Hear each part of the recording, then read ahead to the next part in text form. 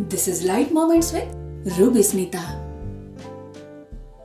उसका वो अल्हड़पन में बेबाक होकर कुछ भी कह जाना, बिना झिझके मेरा हाथ पकड़कर ग्राउंड की तरफ भागना, मुझे न चाहते हुए भी दोस्ती की हद से बाहर होकर प्यार में उलझकर सोचने पर मजबूर कर देता था। लगता था मैं लड़की हूं और वो लड़का। सारा दिन ऊल जलूल बातें करते रहना और मेरा उसे बस देखकर मुस्कुराते रहना।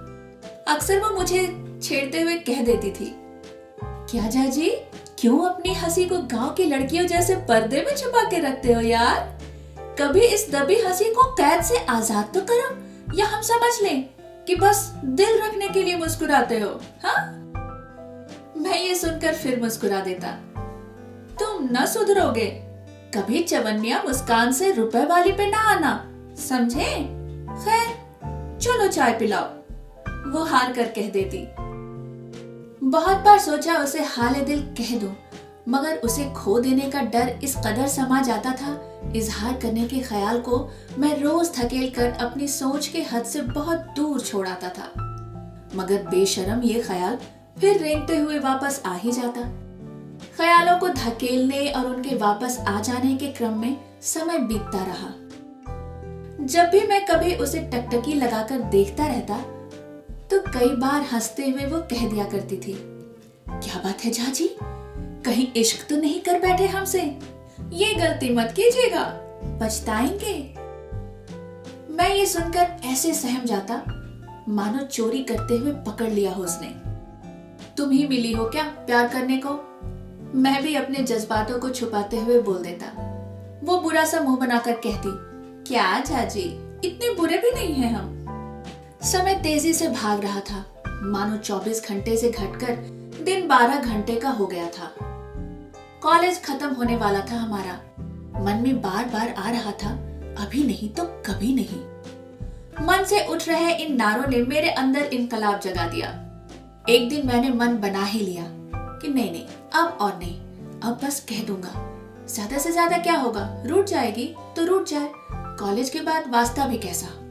ये सोचकर मेरे सख्त आंखों में आंसू भी आ जाते, मगर बात कहने का यही एक बहाना था जो मेरे फैसले को मजबूत कर रहा था। आज सीनियर्स पार्टी थी।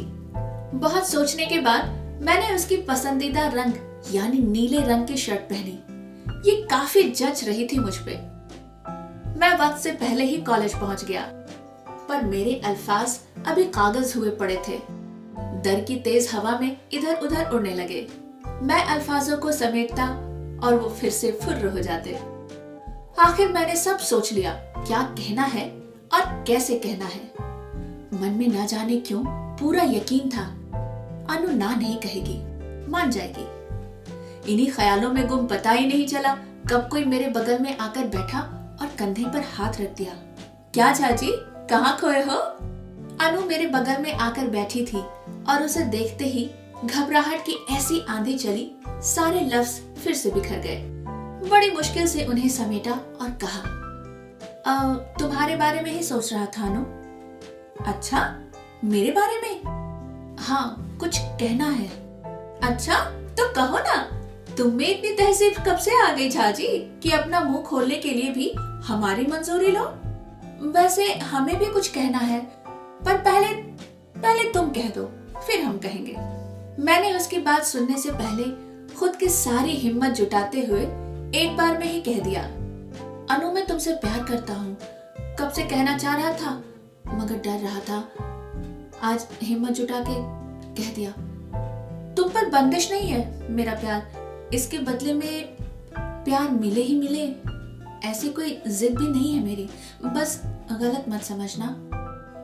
इतना कहते हुए मैं खड़ा हो गया था, जैसे मुझे उसके उड़ते हुए थप्पड़ का डर हो।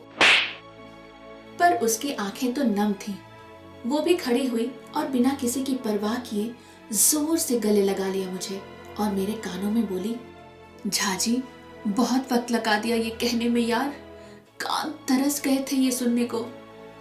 तुम मेरा लड़कों का सा बर्ताव देखते देखते शायद ये भूल ही गए थे कि मैं असल में एक लड़की ही हूँ और पहल ना करने की बुरी बीमारी मुझ में भी है। झाजी सच में बहुत देर कर दिए यार। उसने पहली बार आंखों से आंसू बहाए थे मेरे सामने और अब वो थम ही नहीं रहे थे। मानो गंगा ने अपनी शांत लहरों की हदें तोड़कर विकराल रूप ले लिया हो। देर? कैसी देर? अरे शादी तय हो गई है हमारी, यही बताना चाहते थे हम आपको। पापा के प्यार में बहकर हाँ कर दिए हम। आप पहले ये कहे होते तो बात और होती। उसने लगातार मुझसे लिपटकर रोते हुए कहा। इन लफ्जों ने मानो कई टुकड़ों में तोड़ दिया था मुझे। आज वो तुमको लांघकर आप पे आ गई थी, मगर अब लग रहा था वो तुम ही ठीक था, जिसमें ना तो कोई उम्मीदें थी, ना ही इतना दर्द, और खो देने का डर तो बिल्कुल भी नहीं था। मैं पीछे मुड़ा और बढ़ता गया। एक दबी सी आवाज में उसने नाम लेके कहा, चाची, बहुत प्यार करते हैं आपसे, मगर अब अपने कहे से तो नहीं मुकर सकते। हाँ, एक कोशिश जरूर करेंगे, कामयाब रहे तो लौट के आएंगे आपके पास, नहीं तो कभी कोई अनूठी ये आप भुला देना। मैं एक पल के लिए ठिठका, फिर आगे बढ़ता रहा, बढ़ता रहा, बढ़ता रहा।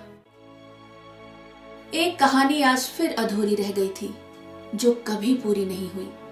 संस्कारों और लिहाज के दीवार के आगे वो लड़की भी हार गई थी, जो दुनिया के लिए बिगड़ी हुई मनमौजी लड़की थी।